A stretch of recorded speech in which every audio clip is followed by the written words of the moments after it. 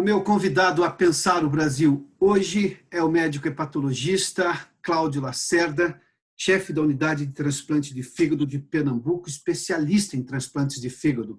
Doutor Cláudio Lacerda, seja bem-vindo ao Pensando Brasil. Bom dia, Adalberto. Prazer imenso falar com você e seus espectadores.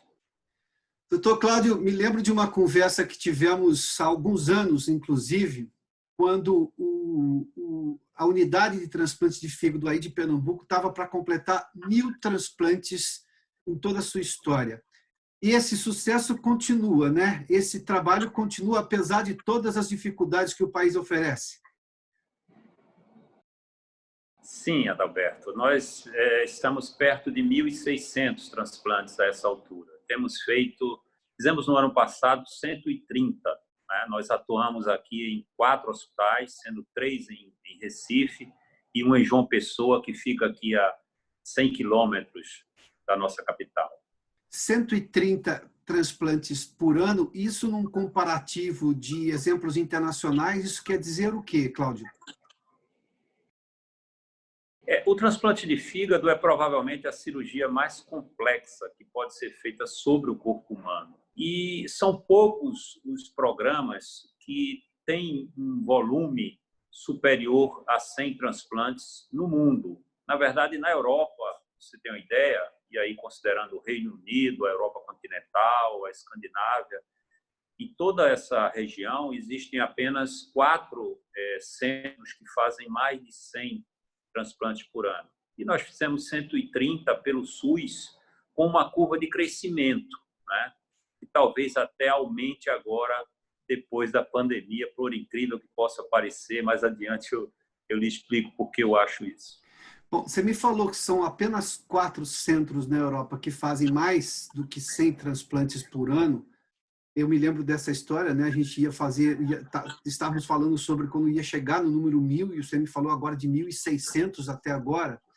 E você conhece a minha tese, né? Um país do tamanho do Brasil não consegue ter apenas um centro de excelência. Somos muito grandes para ter só um centro de excelência, e boa parte das coisas começa em São Paulo. Aliás, o doutor Silvano Raia, que foi seu professor, que foi o precursor de transplante de fígado no país, obviamente que em São Paulo há já essa excelência. Importante saber que há essa excelência também em Pernambuco, já há mais de 1.600 transplantes, como você disse. A gente está aumentando isso no país, Cláudio, e com o detalhe de que é pelo SUS, ou seja, é feito pelo Sistema Único de Saúde? Pois é, Adalberto, você que se notabilizou por ser um caçador de bons exemplos no país, né? Pode ter a atividade de transplante de órgãos como um desses bons exemplos para o mundo inteiro, né? A atividade transplantadora no Brasil vem se acelerando, sim, apesar da imensa dificuldade. E se existe uma coisa que pode ser um dos grandes orgulhos da nossa nação, é o transplante de órgãos, que é feito gratuitamente pelo SUS, no antes, no durante e no pós-operatório para toda a nossa população. Então, isso é um exemplo de eficiência. Nós somos o maior programa de transplante de órgãos público do mundo. Nem os Estados Unidos fazem o volume de transplante gratuito pelo sistema público de saúde que o Brasil faz. Cláudio, quando você ouve pessoas criticando o Brasil, agora até melhorou um pouco do ponto de vista da percepção da importância de se ter o Sistema Único de Saúde, mas sempre foi extremamente criticado, que, claro, há falhas, há problemas, mas nós temos um Sistema Único de Saúde, um serviço público. Quando você que trabalha justamente com uma das cirurgias mais complexas que tem, você já fez menção disso, que é transplante de fígado, que isso é realizado gratuitamente no país, pelo Sistema Único de Saúde, que atende a todos apenas com critério clínico, é apenas esse critério que coloca alguém na fila, ou tira alguém da fila, põe um pouco mais para trás, enfim. Quando você vê pessoas criticando o Brasil, sabendo que somos excelência nisso, o que você pensa que atua na linha de frente disso? Não há nenhuma dúvida em relação à seriedade desse tipo de atividade no Brasil. De uma maneira bem simples, Adalberto, uma pessoa pobre por mais precária que seja sua condição social, por mais anônima que ela seja, numa lista de espera, ela vai concorrer em absoluto pé de igualdade com um empresário, com um político de grande prestígio nacional. A seriedade do sistema de transplante, do Sistema Nacional de Transplantes, é uma coisa que deve funcionar como um exemplo para os demais setores, para as demais áreas, né, política, social, que existem no país, sem dúvida. Ou seja, nós temos muitas razões para nos orgulharmos e, obviamente, que temos coisas a corrigir, mas aquela ideia de que esse é o país que não funciona não é não é a melhor definição se a gente olhar para o sistema de saúde quando se fala especificamente ou em especial sobre transplantes, é isso? Sem dúvida. E há outros exemplos. Por exemplo, cuidado com aidéticos. Não é? Ninguém cuida melhor dos seus aidéticos no mundo do que o Brasil. A vacinação, nós temos um sistema nacional de vacinação que se aproxima muito da perfeição. Essas coisas têm que ser ditas, né? A gente fala tanto das nossas mazelas e, às vezes, somos injustos em não enaltecer, não é, as coisas boas, exemplares que nós temos. E isso transcende governos, isso transcende política ideológica, isso é uma coisa de Estado. Vem governo, sai governo, e o programa de transplante de órgãos no país continua firme, graças a essa visão de que é uma atividade intocável. Cláudio, a gente vai voltar a falar um pouco mais sobre transplante de fígado, até pela possibilidade de aumentar ainda mais esse número de transplantes no país, agora com a pandemia passando de fase. O que você, como médico, na linha de frente, que tem acompanhado essa situação, pensa até num pouco de guerra ideológica em relação ao medicamento, no caso a cloroquina, a hidroxicloroquina, a forma de enfrentar a pandemia, com muito isolamento social, depois muita gente criticando que poderia se separar grupos de risco e, obviamente, tentar retomar a vida do país ou não interromper a vida econômica do país. Como é que você acompanhou tudo isso, Cláudio? Então, eu acho que nós cometemos aí alguns erros, né?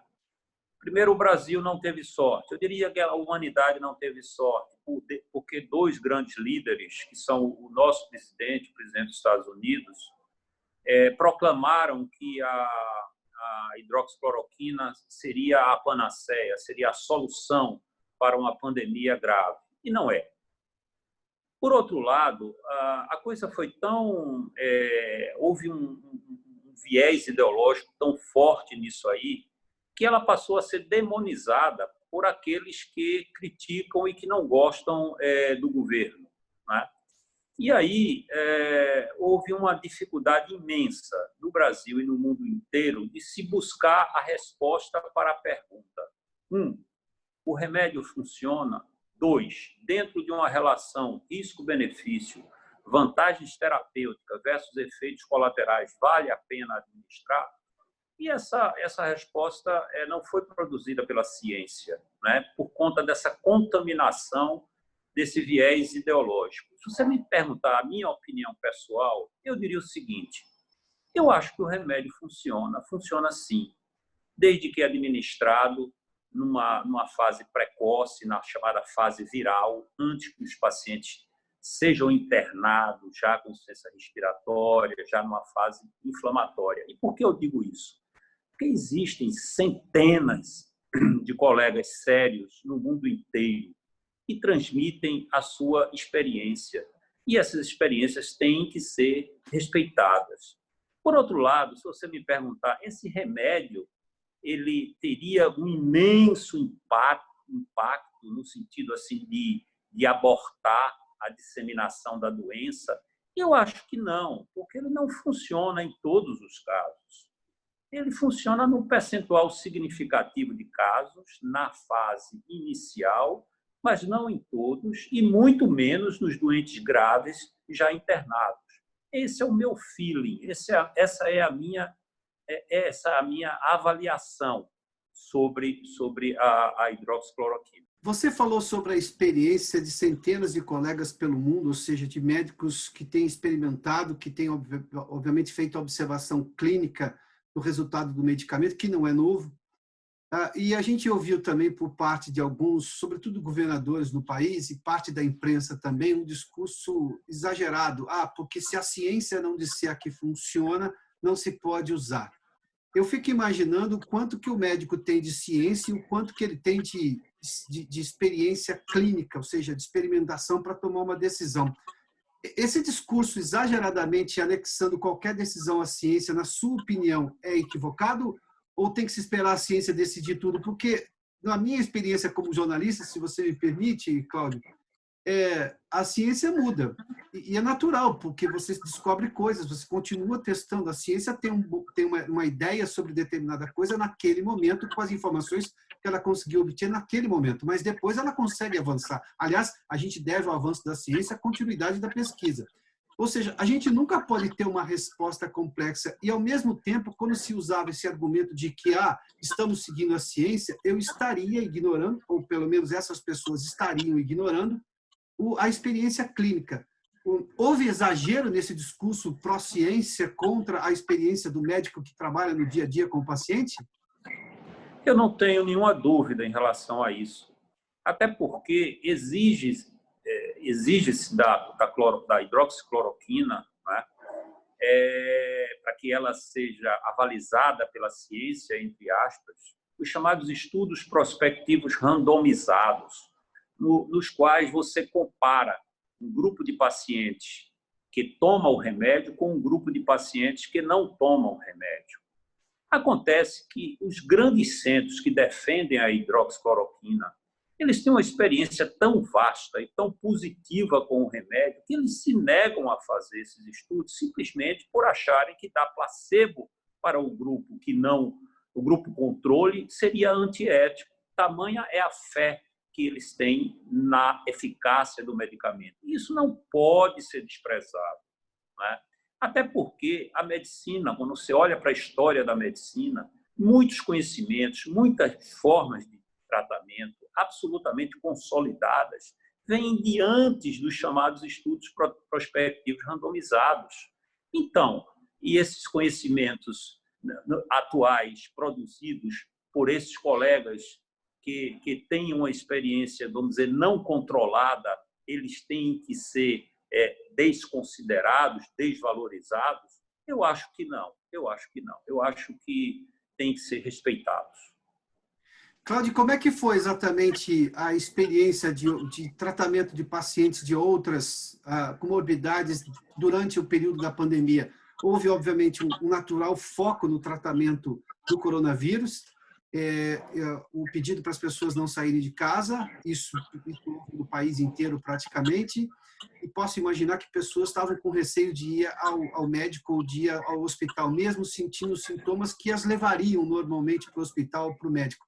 Como é que foi a realidade das outras doenças que, digamos, tiveram um tempo no tratamento diante da prioridade que se deu para a questão do coronavírus? Essa é uma questão importantíssima para a qual não se deu o devido valor, Adalberto. Lá pelo mês de março, final de março e abril, eu publiquei aqui no jornal, no Diário de Pernambuco, um artigo que chamava-se "Quem vai matar mais, o vírus ou o isolamento?". Isso baseado numa vivência que eu tenho enquanto chefe de um serviço de cirurgia de alta complexidade, chamando atenção para pacientes que tinham tumores malignos, cânceres, em fase inicial, que simplesmente não tinham a oportunidade do tratamento curativo porque os hospitais estavam fechados e as cirurgias ditas eletivas não podiam, estavam proibidas de serem, como estão ainda em alguns estados, proibidas de serem realizadas. Agora, você imagina a multiplicação disso pela quantidade de serviços que tem. Isso é uma experiência que eu vivenciei aqui no meu serviço SUS, no Hospital Escola, em Recife.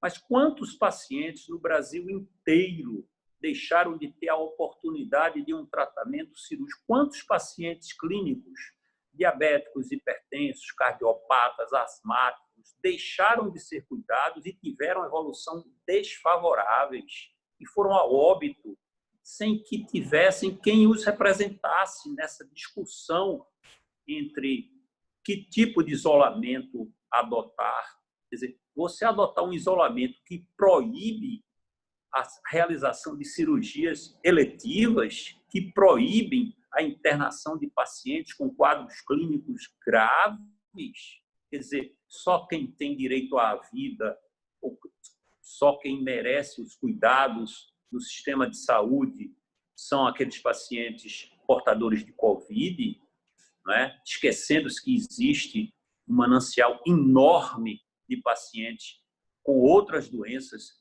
igualmente graves que merecem atenção. Isso foi um outro erro muito grave na minha avaliação. O programa de transplante, por exemplo, nós fazíamos uma média de 11 transplantes por mês. No mês somando os meses de abril e maio, nós temos 4 transplantes. Esses outros doentes que deixaram de ser transplantados morreram na lista de espera, porque o fígado é um órgão vital. Quando o fígado entra em deterioração, quando você precisa de fazer um transplante de fígado numa pessoa, é porque a expectativa de vida dela é curta. Se ela não tiver a chance do transplante, ela vai morrer. É por isso que entra numa lista. Cláudio, e havia tanto risco assim? Eu posso imaginar que o risco estava aumentado, dada a pandemia. Mas havia tanto risco assim a ponto de do ponto de vista hospitalar, claro, a ponto de se proibir qualquer outro tipo de intervenção eletiva, como você disse, eletiva, mas essencial para justamente resolver um problema precoce de uma doença no momento precoce, para evitar que, obviamente, aquilo se agravasse? Eu imagino que o isolamento ele tinha que ser muito mais seletivo do que foi, não é? É claro que você tem que proibir que os cinemas continuem funcionando, que os jogos de futebol continuem funcionando, que os teatros continuem abertos. Mas um serviço de cirurgia eletiva que lida com doentes, muitos deles em situação de gravidade. A cirurgia ela é eletiva, mas ela é salvadora. Sem aquela intervenção, ou até sem um tratamento clínico, não é? Esses pacientes eles evoluem para a morte ou para uma situação de intratabilidade. Quantos pacientes nesses 3, 4 meses tinham, por exemplo, um tumor inicial no estômago, para falar da minha área, no fígado, nas vias biliares, no pâncreas, tratáveis, não é? Curáveis através de uma intervenção e perderam a oportunidade. Hoje eles estão cheios de metástases, hoje eles não são mais tratáveis. E você não via a imprensa hegemônica falar nisso. A imprensa hegemônica ela falava única e exclusivamente no Covid, com uma visão extremamente aterrorizante. Nós sabemos disso, Adalberto. Não colocava as pessoas que pensavam de uma maneira diferente, que ponderavam, que, gente, vamos estudar melhor, vamos refletir melhor sobre o tipo de isolamento que a gente vai propor para a nossa população, entende? Isso eu acho que foi também um erro muito grave. Muito grave. Doutor Cláudio, eu estou lhe perguntando justamente do ponto de vista da medicina, onde é que pode ter havido erros neste formato que se adotou no país, porque do ponto de vista do jornalismo eu posso dizer que houve erros imensos. O senhor já apontou vários aí, e houve vários, inclusive de não vir os outros pontos de vista com o mesmo respeito. Aliás, coisa que o jornalismo preconiza lá na escola. Desculpe lhe interromper, Adalberto, mas eu estava num debate aqui e sobre hidroxicloroquina. Você falou há pouco, nós falamos há pouco sobre isso. E aí estava comigo um colega reumatologista e ele fez uma intervenção muito interessante. Quando ele disse, olha, eu não lido com pacientes com Covid, eu não sei nada sobre Covid, mas sobre hidroxicloroquina eu sei. Eu sei porque há 40 anos que eu prescrevo esse remédio para doenças com lúpus, para doenças autoimunes, e eu quero deixar bem claro que eu nunca tive um único paciente que tenha tido alguma complicação grave, seja uma complicação por arritmia cardíaca, com a lesão oftalmológica grave, ao longo desses anos todos. Então, eu não tenho paciência para ligar a televisão e ouvir um jornalista leigo em medicina me dar aula sobre efeitos colaterais da cloroquina, demonizando uma droga que eu uso há 40 anos. Eu não tenho paciência para isso. Um colega reumatologista seríssimo daqui, professor da universidade. 40 anos utilizando medicamento, 40 anos de experiência, sabendo quais são os efeitos do medicamento, tanto para tratar quanto possíveis efeitos colaterais, e ele se sentiu absolutamente incomodado com o que estava ouvindo na televisão, no jornalismo de TV, é isso? De uma maneira compreensível, absolutamente compreensível. Não, absolutamente. Agora, doutor, eu posso imaginar que o jornalismo, e o jornalismo realmente fez isso, catapultou o preconceito à hidroxicloroquina ou à cloroquina de uma maneira ideológica, porque, por acaso, como o senhor já fez menção, dois líderes que reúnem o amor e o ódio, como o Trump e como o Bolsonaro, colocaram a cloroquina como um tratamento muito eficaz, defenderam o uso do medicamento, e isso, obviamente, gerou uma disputa ideológica, mas o jornalismo catapultou a um outro patamar. Mas, de alguma forma, ouviu isso também da classe médica. A gente ouviu médicos dizendo, mas tem efeitos colaterais. A própria Organização Mundial da Saúde não foi clara em relação a isso. Aliás, ela cometeu alguns equívocos que não se espera de uma organização do tamanho da OMS.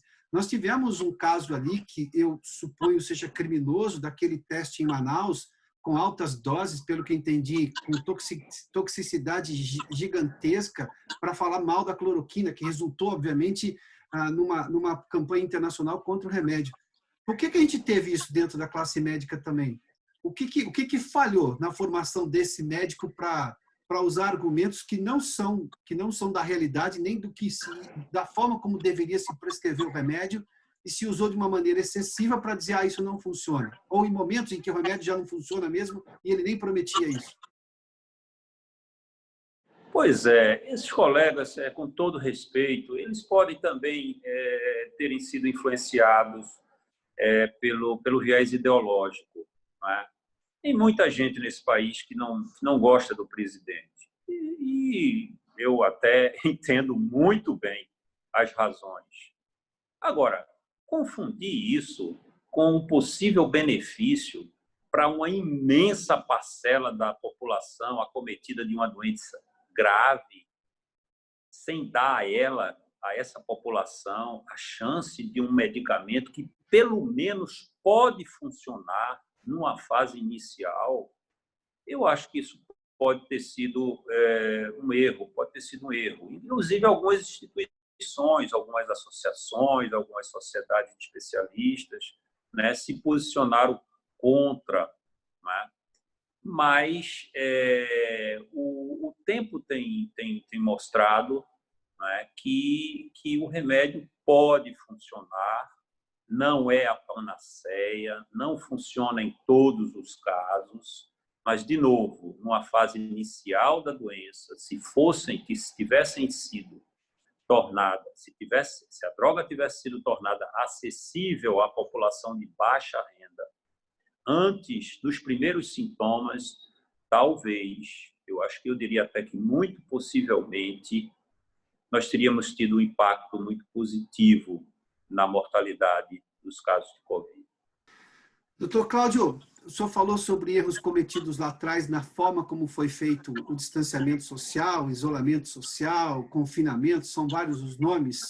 Nesta retomada que estamos tendo no país, a gente tem dois fenômenos. Primeiro, obviamente, de uma abertura muito controlada, e eu quero lhe perguntar se esse controle, na sua opinião, é razoável, levando-se em conta os problemas que foram causados pelo exagero lá atrás, que o senhor já criticou aqui, ou a generalização do isolamento, que impediu até de procedimentos médicos eletivos, o senhor já fez menção sobre esse assunto, e há um grupo de médicos no WhatsApp cada vez maior defendendo o uso justamente da hidroxicloroquina naquele coquetel com azitromicina e zinco, às vezes até um daqueles remédios, se não me engano, são anti-inflamatórios, nessas fases iniciais. Como é que o senhor está vendo este momento agora, 2, da discussão da pandemia? Então, em relação à abertura, né, a reabertura. Mais do que ninguém, você entende que existem vários Brasis. Isso ficou muito claro agora na pandemia, né? Isso foi muito realçado nesta pandemia. De uma forma geral, os estados ou as cidades onde a doença começou primeiro está acabando primeiro. É o caso de Manaus, onde lá se justifica perfeitamente a reabertura, cientificamente. É o caso do Recife, a minha cidade. É o caso de Fortaleza. Talvez o caso do Rio de Janeiro. Absolutamente não é o caso de Minas Gerais, Rio Grande do Sul, Mato Grosso, Goiás, onde a doença está ainda numa curva de crescimento lá. Não é? Então, aqui em Recife, por exemplo, Adalberto, onde a situação ficou gravíssima, no estado de Pernambuco, eu vi hoje de manhã dados oficiais da Secretaria de Saúde, o número de óbitos nas últimas 24 horas foi de 5 pacientes. Nós tínhamos mais de 50, nós tínhamos 60, chegamos até mais do que isso no auge da crise. Quando você olha para a distribuição dentro do estado, você vê que no Recife, o número de pacientes internados é muito menor. Nós temos uma queda sustentada de novos casos na cidade do Recife há várias semanas.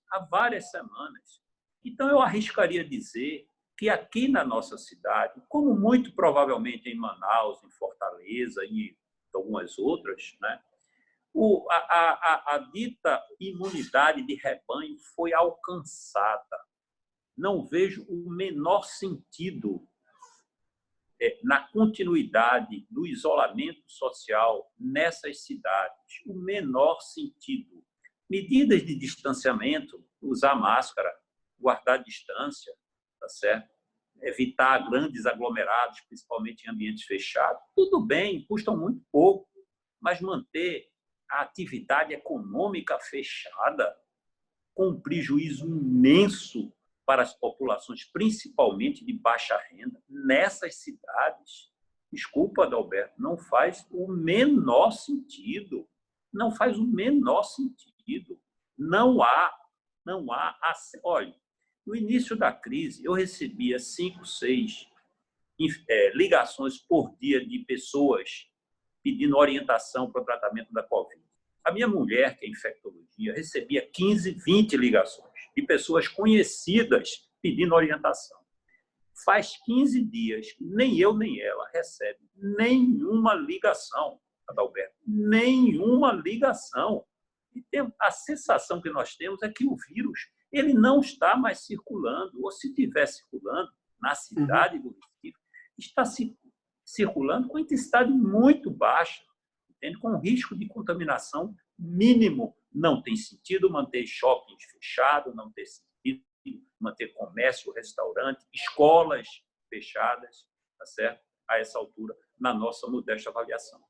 E esse movimento de médicos agora que tem crescido, superando, por exemplo, o preconceito ideológico em relação à hidroxicloroquina, ou esse tratamento precoce, para usar uma expressão um pouco maior, o senhor acha que já é também um movimento que pode contribuir para evitar uma segunda onda, um problema ainda maior de uma volta de um isolamento maciço, conforme tivemos lá atrás, que o senhor considerou equivocado?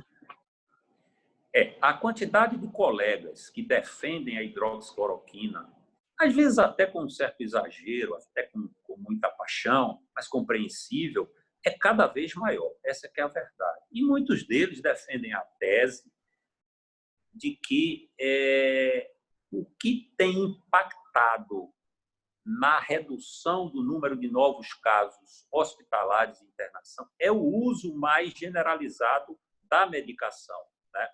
Eu, sinceramente, não chegaria a tanto a afirmar isso, mas eu tenho respeito por quem defende essa tese.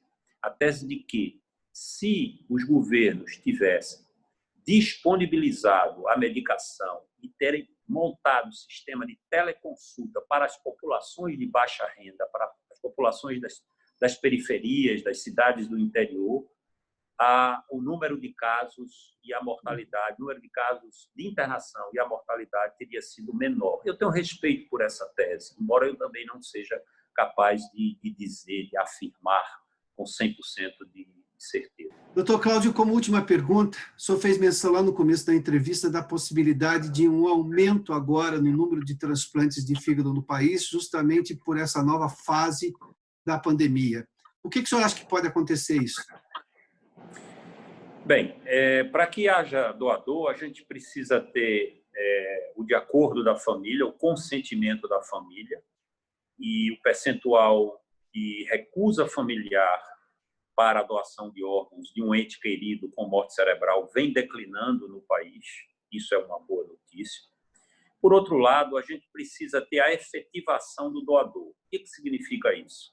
Quando uma pessoa deixa de ter um coma por uma lesão cerebral, seja um trauma, seja um acidente vascular cerebral, e passa para ter morte cerebral, ele torna-se um doador em potencial. Para transformar esse doador em potencial num doador efetivo, é preciso que haja, além do consentimento familiar, a manutenção do doador até que os protocolos sejam cumpridos para garantir segurança no processo de doação. Aí é onde entra o problema em função da escassez de leitos de terapia intensiva crônica que existia no país, não é? Muitas vezes, os nossos doadores, eles eram preteridos por pacientes tratáveis, né, que não estavam com morte cerebral e não tinha mais como mantê-los nas unidades de terapia intensiva. Em outras palavras, faltava leito de terapia intensiva no país para manter esses doadores. Agora, com a pandemia, muitos, centenas, milhares de leitos de terapia intensiva foram criados no país. E isso veio a suprir uma necessidade crônica, não só para doadores, mas para pacientes graves que precisavam de tratamento em terapia intensiva. Então, a nossa expectativa é que esses leitos não sejam totalmente desativados e que eles venham a suprir essa necessidade de assistência à população e de manutenção dos doadores.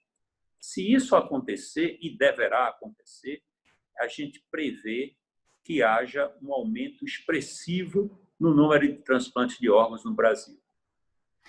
Bom, esse é o efeito colateral, então, que tudo indica de um aumento da estrutura hospitalar, sobretudo em terapia intensiva, que vai ser positivo, um legado positivo da movimentação técnica para se conseguir mais leitos, dada a pandemia, é isso? É isso. Eu tenho muita esperança que isso aconteça, Adalberto. Doutor Cláudio Lacerda, de novo, muitíssimo obrigado pela gentileza de me atender aqui, nos atender no Pensando no Brasil. Obrigado mais uma vez, viu? Eu que agradeço, Adalberto. Foi um prazer imenso voltar a falar com você e com seus espectadores.